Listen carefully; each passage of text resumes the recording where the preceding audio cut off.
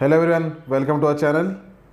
आज Bank Nifty की monthly expiry थी और जिस तरीके से फिन निफ्टी या फिर मिड कैप निफ्टी की एक्सपायरी हुई थी, मतलब जिस तरीके से उनकी मंथली एक्सपायरी हुई उसी तरीके से बैंक निफ्टी की भी हुई। अगर निफ्टी की या फिन निफ्टी की और मिड कैप निफ्टी की अगर देखी जाए एक्सपायरी, तो उनमें बहुत ज़्यादा मूवमेंट नहीं दिखाई दी। और उस तरीके से बैंक निफ्टी में भी अगर एक मूव अगर छोड़ दी तो बहुत ज़्यादा मूवमेंट नहीं दिखाई दी। और बेसिकली अभी अगर देखा जाए तो निफ्टी और बैंक निफ्टी दोनों एक रेंज में अटके हुए हैं और ये हमेशा हमें दिखाई देता है जब भी बहुत बड़ा फॉल होता है। मतलब बहुत बड़ा फॉल काफ़ी दिनों से चल रहा था, कम से कम 2 महीने से एफआई कंटिन्यूसली सेलिंग में थी। और अभी अगर देखा जाए तो अभी सिर्फ 2 दिन हुए कि एफआई बाइंग में आए हैं। और इतने बड़े शार्प फॉल के बाद में जब कुछ हद तक एक शार्प राइज भी होती है, मतलब अभी अगर देखी जाए तो ये राइज भी काफ़ी अच्छी हुई थी 2 दिनों की। उसके बाद में कुछ हद तक जो कंसोलिडेशन एक्सपेक्टेड था वही अभी हो रहा है।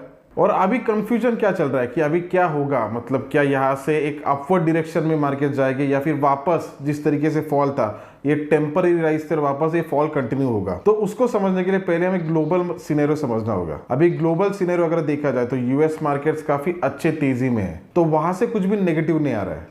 मतलब अगर देखा जाए तो काफी अच्छी न्यूज आ रही है और काफी हद तक वो अपवर्ड राइज में है। उसी के साथ में अगर वॉर सिचुएशन देखी जाए तो रशिया यूक्रेन की भी उसको भी लिक्विडिफाई कर दिया है, डिस्काउंट कर दिया मार्केट ने। और उसके साथ में जो इजराइल का जो चल रहा था वहाँ पे भी कुछ हद तक भी शांति चल रही है। उन्होंने कम से कम 60 डेज की सीज फायर दी है। सीज फायर मतलब वो होता है कि 60 डेज तक उनमें वॉर नहीं होगा, तो वो भी एक पॉजिटिव न्यूज़ है। और सबसे बड़ा जो फियर था, अभी कम से कम 2 मंथ से एफआईएस कंटिन्यूसली सेलिंग में थे और इस 2 मंथ के सेलिंग के वजह से काफ़ी हद तक हमें यहाँ पे फॉल दिखाई दिया मार्केट्स में। और डीआईज ने भी काफ़ी हद तक बाइंग किया, लेकिन उनकी भी एक कुछ कैपेसिटी है, कहाँ तक डीआईज बाई करते रहेंगे। और आखिर में अगर देखा जाए तो 2 दिनों से अभी एफआईएस भी बाइंग में आ चुके हैं और डीआईएस कुछ हद तक सेलिंग में आ चुके हैं। तो एफआईएस को बाइंग में आना ये काफ़ी अच्छी खबर है मार्केट्स के लिए। और वही एक रीज़न है कि हमें 2 दिन में या फिर 2 से 3 दिन में एक अच्छी अपवर्ड रैली भी दिखाई दी मार्केट्स में। और इस फॉल को ट्रिगर करने वाली और एक जो चीज़ थी वो थी अदानी की न्यूज़। और अदानी के स्टॉक्स में कम से कम 20% के लोअर सर्किट्स लगे थे। लेकिन आज अगर देखा जाए तो आज काफ़ी हद तक वो वापस बाउंस बैक हुए, 15% तक, 8% तक, 10% तक अदानी की जो स्टॉक्स है वो अपवर्ड राइज में दिखाई दिए।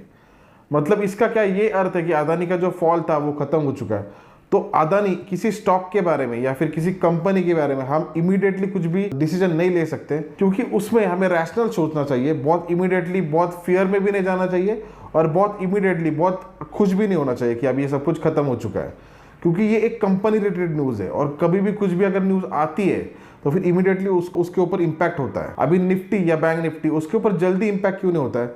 क्योंकि इसमें काफ़ी अन्य अन्य स्टॉक्स है, अलग अलग सेक्टर्स है। तो किसी एक स्टॉक के बारे में न्यूज़ आ सकती है, किसी एक सेक्टर के बारे में न्यूज़ आ सकती है, तो उसका इंपैक्ट निफ्टी के ऊपर बहुत ज़्यादा नहीं होता है। और बैंक निफ्टी में भी अगर देखा जाए तो अलग अलग स्टॉक्स है, पीएसयू बैंक है, फिर प्राइवेट सेक्टर बैंक है, तो उसके से बहुत ज़्यादा इंपैक्ट नहीं होता है। लेकिन अगर एक कंपनी या फिर एक ग्रुप ऑफ कंपनीज का अगर हो जाए तो उसके बारे में कुछ भी अगर न्यूज़ आती है तो उसके ऊपर बहुत बड़ा इंपैक्ट होता है। तो इसके लिए मुझे ऐसा लगता है उसके बारे में वेट एंड वॉच करना चाहिए। लेकिन फिर भी अगर देखा जाए तो उसको उसमें एक बाउंस बैक के कारण भी अगर देखा जाए तो निफ्टी और बैंक निफ्टी में आज भी कुछ हद तक अपवर्ड लेवल्स जो थे वो मेंटेन हुए। अभी अगर कुछ दिनों से देखा जाए तो काफ़ी अच्छे बिग मूवमेंट्स हमें दिखाई दे रहे थे। और जो हमारा प्रीमियम ग्रुप सर्विस थी जिसमें हम ट्रेडिंग के ऊपर कॉल्स देते, फ्यूचर्स में भी और ऑप्शंस में भी, तो उसमें कुछ हद तक काफ़ी अच्छा परफॉर्मेंस दिखा पाए। इसलिए उसका रीज़न ये था क्योंकि काफ़ी बड़े मूवमेंट्स हो रहे थे। और एक ट्रेडर के लिए काफ़ी अच्छी अपॉर्चुनिटी होती है जब बड़े मूवमेंट्स होते हैं, क्योंकि एक ट्रेडर को क्या चाहिए होता है कि मूवमेंट चाहिए होती है, वो चाहे अपवर्ड साइड पर हो या फिर डाउनवर्ड साइड पर हो। दोनों डायरेक्शन में अगर आप अपॉर्चुनिटी ग्रास्प कर पाओ तो उसमें से अच्छे कुछ आपके लिए प्रॉफिट्स कमा पा सकते हो।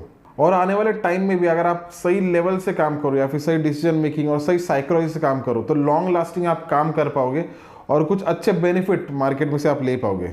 तो अभी आने वाले टाइम में कौन से लेवल्स है जिस पर हमारा ध्यान होना चाहिए? अभी बैंक निफ्टी अगर देखी जाए तो 3 दिन से एक ही रेंज में फंसी है और उसमें अभी जो इंपॉर्टेंट लेवल्स है जिस पर हमारा ध्यान है तो वो एक लेवल है जो है 52,500 और 52,500 से लेकर 52,600 तक है।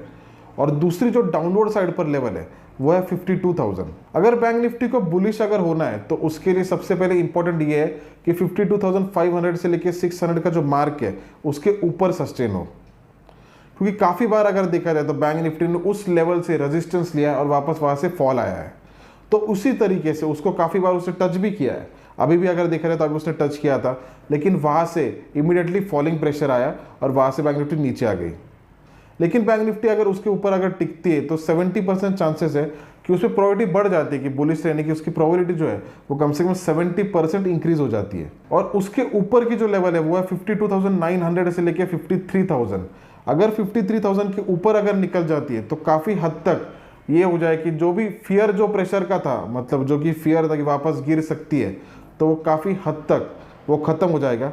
और जिस तरीके से हमने सैटरडे के वीडियो में कहा था कि बैंक निफ्टी 52,500 को टच कर सकती है और फिर वापस वहाँ से 52,000 आ सकती है, तो आप अगर वो वीडियो को चेक करोगे तो वैसे ही हमने कहा था और उसी तरीके से 52,500 को उसने टच किया और वापस 52,000 पर आई है। और अभी हमारा ध्यान ये रहेगा कि 52,500 के ऊपर अगर निकलती है तो फिर उसमें एक बाय ट्रेड बनेगा और 52,900 अगर ब्रेक होता है तो फिर वो काफ़ी हद तक एक बुलिश हो जाएगा। लेकिन उसमें जो दूसरा सिनेरियो है वो ये है कि 52,000 के नीचे अगर टिकती है तो फिर काफ़ी हद तक ये लगेगा कि जो भी ये रैली हुई थी या फिर नीचे अगर सस्टेन होती है तो ये शायद कुछ टाइमिंग थी और कुछ और फॉल रहना या फिर कुछ और कंसोलिडेशन अभी भी बैंक निफ्टी में बाकी है। और उसी तरीके से निफ्टी में भी अगर देखा जाए तो निफ्टी के लिए जो इंपॉर्टेंट लेवल्स है वो 24,150 और 24,350 है। और उसके ऊपर अगर सस्टेन होता है, अगर 24,350 के ऊपर अगर जाता है तो इमीडिएटली एक रेजिस्टेंस है जो कि 24,500 है। और निफ्टी हम तब बुलिश मानेंगे अगर 24,500 के ऊपर अगर निफ्टी सस्टेन होती है तो फिर उसमें वापस हमें ये सोचेंगे कि वापस यहाँ से एक बुल रन आ सकता है। और अगर 24,000 के नीचे अगर टिकती है तो फिर वापस उसमें यही एक कंक्लूजन आएगा कि और कुछ फॉल होना बाकी है या फिर ऑल कंसोलिडेशन उसमें बाकी है, क्योंकि 24,150 को 3 बार उसने टच किया और वहाँ से वापस बाउंस बैक आया है।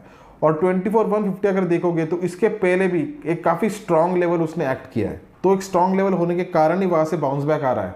तो उसका ये अर्थ निकलता है कि ये अगर स्ट्रॉन्ग लेवल है तो ये ब्रेक होनी नहीं चाहिए, लेकिन फिर भी अगर ब्रेक होती है और 24,000 के नीचे अगर निफ्टी टिकती है तो फिर कुछ हद तक सेलिंग प्रेशर बहुत ज़्यादा है और उसी वजह से उसने वो लेवल्स को ब्रेक किया है। और फिर उसका ये एक आ सकता है कि आगे जाके और कुछ हद तक वो नीचे रह सकती है। तो ये मेरी मूव रहेगी आने वाले टाइम के लिए निफ्टी और बैंक निफ्टी में।